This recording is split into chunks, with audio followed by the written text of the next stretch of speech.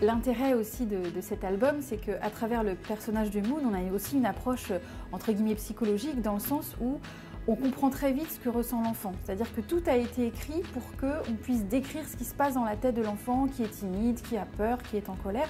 Aussi pour que nous, parents, on puisse un peu comprendre, voilà, qu'est-ce qui peut se passer, comment l'enfant voit le monde en fonction de l'émotion qu'il traverse. Et que le fait justement de pouvoir comprendre ce qui se passe dans la tête de l'enfant, ça nous permet nous aussi en tant que parents de mieux l'accompagner et de comprendre toutes les petites subtilités, toutes les petites peurs que l'enfant peut avoir, que nous on n'a plus du tout aujourd'hui.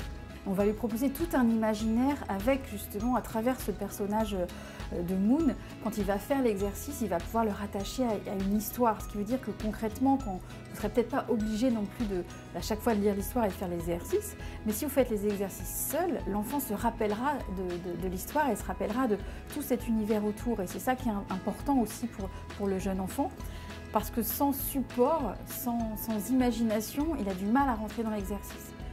Et l'idée ici, c'était de proposer voilà, tout un univers à la fois pour le parent, à la fois pour l'enfant, et ancrer du coup toutes ces émotions à travers le corps. Donc on a une approche tête, cœur et corps de l'album.